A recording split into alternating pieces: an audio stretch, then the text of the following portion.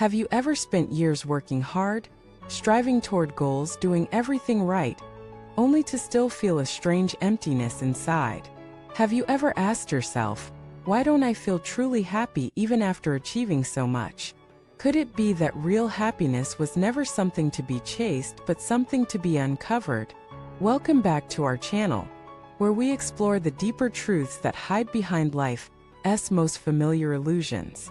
Today's episode is going to radically shift how you understand happiness, not as a product of effort or success, but as the natural expression of something far more sacred: Bodhicitta, the awakened heart. Let us begin with an uncomfortable truth. Most people live their lives chasing happiness like a mirage. They tell themselves, when I get that job, I'll be happy. When I meet the right person, I'll feel fulfilled. When I travel the world, buy a house, fix my body, then I'll feel peace. But every time they reach the goal, the high fades, the bar moves, the craving continues, and deep down there's a quiet sense of despair. Is this all there is? Why does this happen? Because the world teaches us that happiness is a reward, a trophy earned through achievement.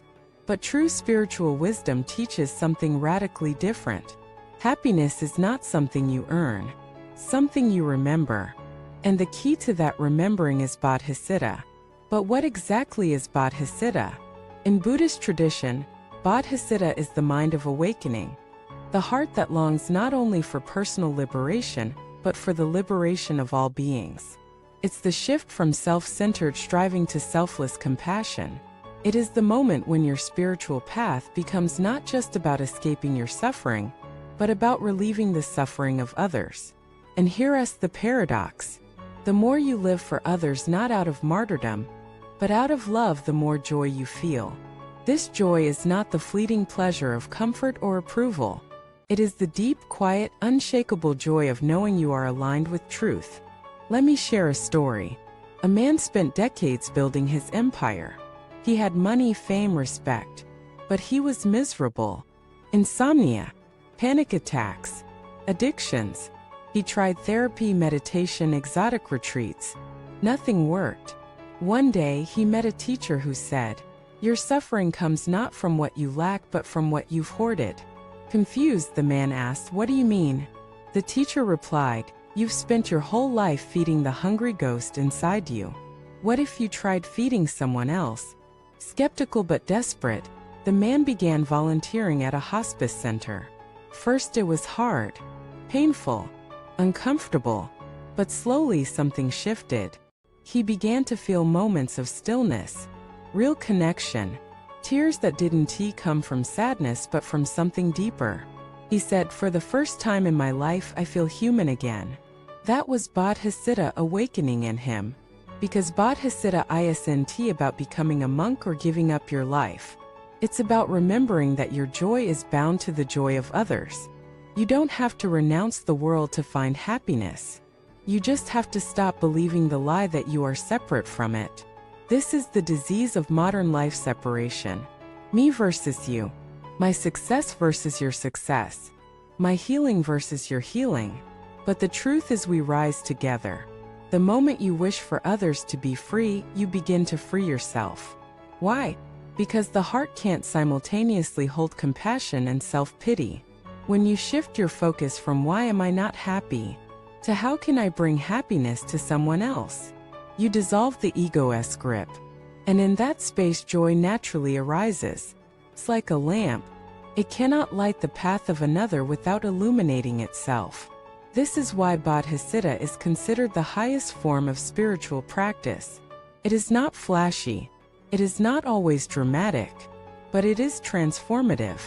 Because it changes the very direction of your life, from accumulation to offering, from fear to love, from seeking to serving. Let me give you another example. A woman who had been practicing meditation for years still felt restless.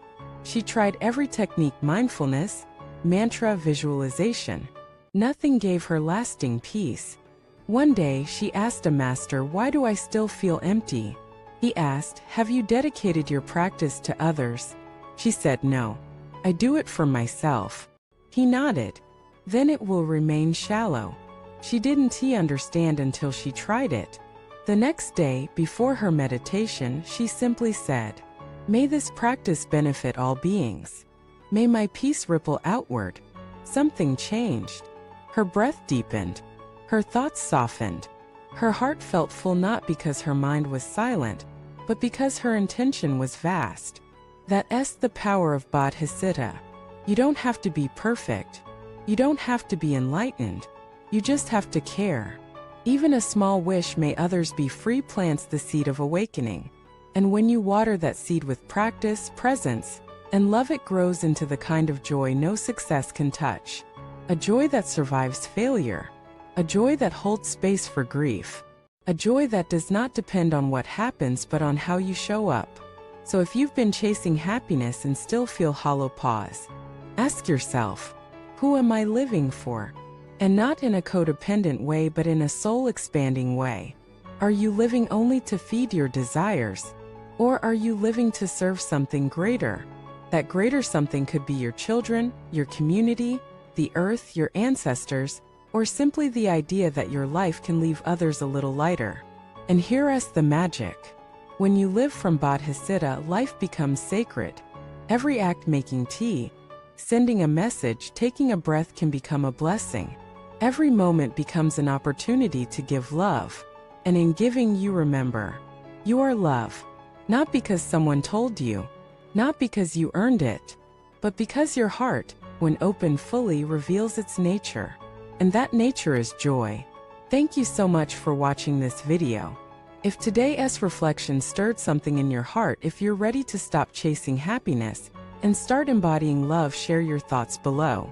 Tell us what Bodhicitta means to you, or how you've experienced the joy of living for something beyond yourself. If this video spoke to your soul, subscribe, like, and stay connected. We are walking this path together, not to escape life, but to awaken within it. You don't have to do something big. You just have to start with a sincere heart. And from there, everything unfolds. Thank you for watching this video. See you in the next one.